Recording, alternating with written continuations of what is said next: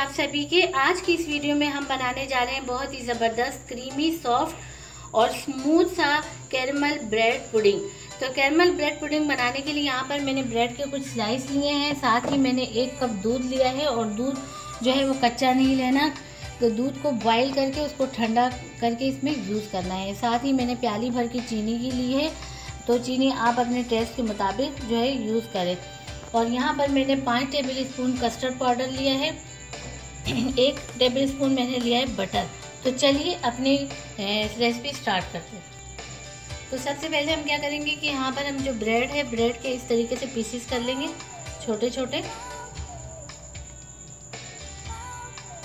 और इसको हम जो है मिक्सी में बिल्कुल इसको बारीक इसका ब्रेड क्रम्स बना लेंगे, तमाम स्लाइस कर। तो ये मैंने ब्रेड के जो स्लाइस है उसके मैंने इस तरीके से ब्रेड क्रम्स बना लिए मिक्सी में। यहाँ पर मैंने फ्लेम जो है ऑन कर दिया है और बिल्कुल स्लो फ्लेम मैंने रखना है। इस पर मैंने अपना एक पैन रख दिया और पैन में मैं क्या करूँगी कि जो मैंने शुगर ली थी, चीनी, उसमें से मैं तकरीबन 4 टेबल स्पून के बराबर जो है मैं शुगर इसमें डाल दूँगी। अब इसको हमें क्या करना है, हमें कैरमल बनाना है। तो ये बिल्कुल मीडियम स्लो यानी कि बिल्कुल स्लो फ्लेम पे हमने बनाना है कि हमारी जो चीनी है ये मेल्ट हो जाए। और मेल्ट होने के बाद जो है इसका जो कलर है वो बिल्कुल यानी कि ब्राउन की तरफ चला जाए। तो ये हम सबसे पहले कैरमल जो है वो अपना तैयार करें। तो ये बिल्कुल स्लो फ्लेम पे चीनी जो है हमारी पिघलनी शुरू हो चुकी है। और ये सारी चीनी जो है वो बिल्कुल स्लो फ्लेम पे अगर हम रखेंगे तो ये अच्छे से पिघल जाएगी और हमारा कैरमल जो है वो बहुत ही अच्छा सा बन पाएगा। अगर हम आँच तेज़ करेंगे तो क्या होगा कि चीनी जो है वो फ़ौरन ही पिघलने के बाद ना जलना शुरू हो जाएगी और चिपकना भी शुरू हो जाएगी। तो ये ध्यान रखें कि फ्लेम जो है बिल्कुल स्लो रखना है, बिल्कुल ज़ीरो पे। तो ये देखिए चीनी जो है वो हमारी अच्छे से मेल्ट हो चुकी है। अब हमने बिल्कुल स्लो फ्लेम पे थोड़ा सा 1-2 मिनट के लिए इसको और वो करना है। और हमने अब क्या करना है, इसको यूँ इस तरीके से हिला के करना है, चम्मच से नहीं वो करना है। तो ये खुद ही जो इसमें बिल्कुल बारीक बारीक ज़र्रे बचे हुए चीनी के, तो वो भी मेल्ट हो जाएंगे। तो ये देखिए चीनी हमारी बिल्कुल मेल्ट हो चुकी है और ये हमारा अच्छा सा कैरमल बन चुका है। तो बस अब फ्लेम में ऑफ कर देती हूँ। यहाँ पर मैंने एक सिल्वर की प्याली ली, इस तरीके से आप स्टील की भी प्याली ले सकते हैं। तो अब ये जो मैंने कैरमल बनाया है ये फ़ौरन ही इसके अंदर इस तरीके से डाल देना है, क्योंकि ये फ़ौरन से ही डालना है, नहीं तो ये फिर जो है जम जाएगा और मुश्किल हो जाएगा। और इस तरीके से हमने जो नीचे की इसकी जो तह है ना उसमें हम फैला देना है अच्छे से, इस तरीके से फैला देना है। तो अब मैं इसको रख दूँगी सेट होने के लिए, ताकि ये अच्छे से इसमें ना सेट हो जाए। अब बनाएंगे हम पुडिंग। तो पुडिंग बनाने के लिए यहाँ पर मैंने एक बाउल लिया है और बाउल में मैं सबसे पहले ऐड करूँगी चीनी। चीनी आप अपने टेस्ट के मुताबिक ले, अगर आप ज़्यादा इसमें चीनी डालेंगे तो जो आपका पुडिंग है वो बहुत अच्छी बनेगी। लेकिन अगर आप चीनी ज़्यादा यूज़ नहीं करना चाहते हैं तो फिर कम ही डालें। और ये मैंने दूध लिया था कच्चा, जिसे मैंने पका के ठंडा कर दिया है। तो ये जहन में रहे कि जब भी आप इसमें दूध ऐड करें तो पहले उसको पका ले, कच्चा दूध नहीं यूज़ करना। और पकाने के बाद जो है वो इसमें डाल दें।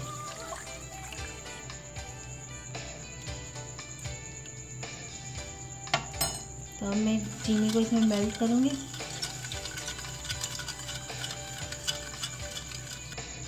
चीनी हमारी आधी मेल्ट हो चुकी है। तो अब मैं इसमें डालूँगी कस्टर्ड पाउडर। मैंने यहाँ पर लिया है मैंगो फ्लेवर और मैंने कस्टर्ड लिया है। आप अगर कस्टर्ड नहीं यूज़ करना चाहते तो आप इसकी जगह जो है कॉर्नफ्लोर या कॉर्न स्टेच यानी जो आपकी मर्ज़ी हो वो आप यूज़ कर सकते हैं। लेकिन मैंने ये इसलिए यूज़ किया कि इससे एक तो इसका टेस्ट बहुत अच्छा हो जाएगा और फिर इसका जैसे कलर है ना वो बहुत ही ज़बरदस्त आएगा। तो ये कस्टर्ड भी इसमें अच्छे से मैंने मिक्स कर लिया है। बहुत से लोग जो हैं अगर वो इस तरीके से कस्टर्ड पाउडर नहीं डालना चाहते तो वो वनीला एसेंस डाल देते हैं और साथ में कॉर्नफ्लोर डाल देते हैं। तो उसमें क्या होता है कि वनीला एसेंस का जो टेस्ट होता है वो आ जाता है कॉर्नफ्लोर के साथ। तो आप उस तरीके से भी बना सकते हैं। तो ये हमारा हो चुका है। अब मैं इसको रखती हूँ साइड पर। यहाँ पर फ्लेम मैंने ऑन कर दिया है। फ्लेम पे मैंने अपनी कढ़ाई रख दी और कढ़ाई में मैं अब क्या कर दूँगी कि ये जो मैंने इसका पुडिंग का जो मिक्सचर बनाया ये मैं इसमें डाल दूँगी।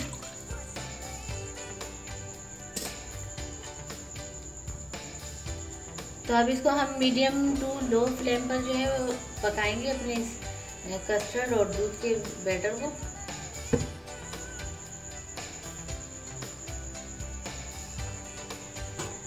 यहाँ पर दूसरी साइड में मैंने एक स्टील का पतीला रख दिया और उसमें मैंने थोड़ा सा पानी डाल दिया है, साथ ही मैंने एक स्टैंड रख दिया है और पानी को मैंने गर्म होने के लिए रख दिया है।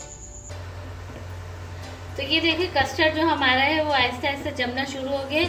तो अब मैं क्या करूँगी, इसमें मैं डाल दूँगी बटर, क्योंकि बटर से ये क्या होगा कि ये थोड़ा सा क्रीमी सा हो जाएगा। तो हमने इसी पॉइंट पे ही बटर डालना है। जैसे ही हमारा कस्टर्ड जो है वो हल्का हल्का जमना शुरू हो जाए तो हमने बटर डाल के और उसको हल्के हल्के से जो है हिलाना है, ताकि वो जो बटर है वो इसमें अच्छे से मेल्ट हो जाए और ये क्रीमी सा हो जाए।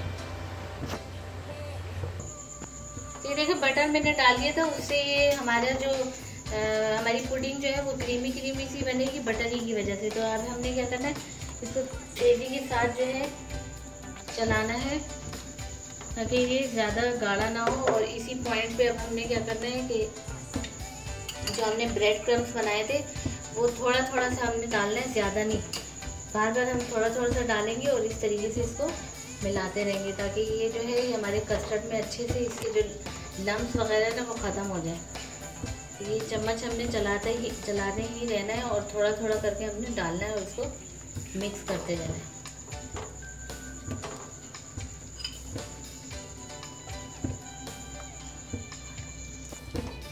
तो ये देखिए पुडिंग हमारी अच्छे से तैयार हो चुकी है। इसमें जो ब्रेड क्रम्स के जो लम्स वगैरह आए हुए थे ना वो सब बिल्कुल ख़त्म कर दिए मैंने इस तरीके से। तो अब मैं फ्लेम ऑफ करती हूँ और इसको उतार देती हूँ। अब ये मैं क्या करूँगी, नीचे अब ये सारा जो है मैंने जो जिस बाउल में वो डाला था कैरेमल, तो उसी बाउल में मैं ये सारा इस तरीके से डाल दूँगी।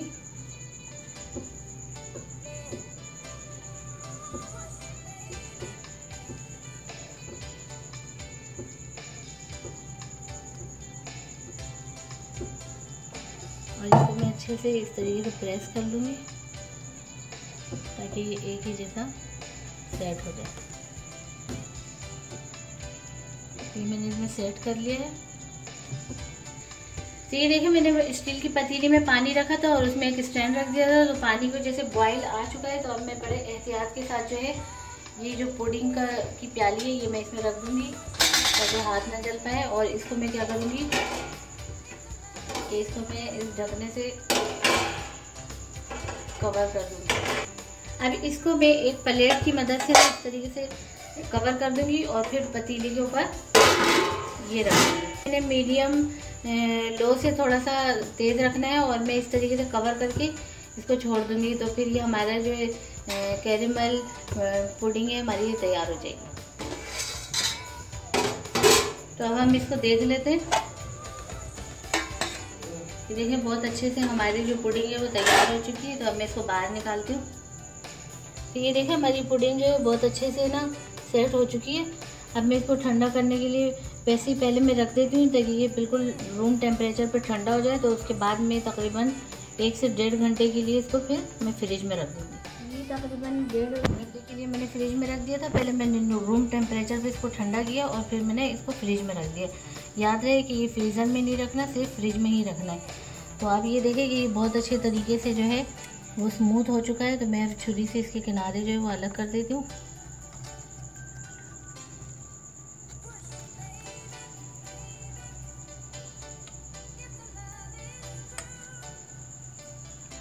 मैं यहाँ पे मैंने प्लेट ले ली और मैं इसमें इसको इस तरीके से पलट देती हूँ। हल्का सा मैं इसको सारा करूँगी और ये देखें बहुत। तो ये देखें ये हमारा बहुत ही ज़बरदस्त जूसी किस्म का कैरमल ब्रेड पुडिंग जो है वो हमारा रेडी हो चुका है। तो मैं आपको इसकी कटिंग भी करके दिखाती हूँ।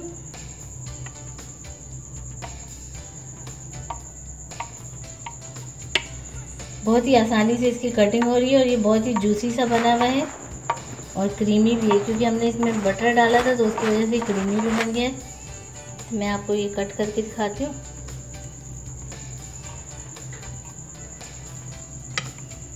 तो ये मैं आपको अलग करके भी दिखाती हूँ।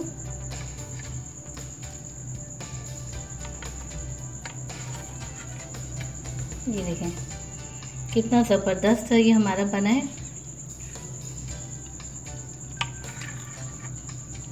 बहुत ही टेस्टी और बहुत ही जूसी सा। तो आप भी इसी तरीके से हमारी इस रेसिपी को एक मतलब ज़रूर फॉलो कीजिए। उम्मीद है आपको हमारी रेसिपी ज़रूर पसंद आएगी। अगर आपको हमारी रेसिपी पसंद आती है तो आप इस रेसिपी को लाइक करें, हमारे चैनल को सब्सक्राइब करें और शेयर करें हमारी इस रेसिपी को। और अगर आप नए हैं हमारे चैनल पर तो चैनल को लाजमी सब्सक्राइब कीजिए, उससे हमारी हौसला अफजाई होती है। और बेल आइकन के बटन को लाजमी प्रेस कीजिए, जिससे हमारी हर नई आने वाली जो वीडियो है वो आप तक ज़रूर पहुंचेगी। तो मिलते हैं नेक्स्ट वीडियो में। अल्लाह।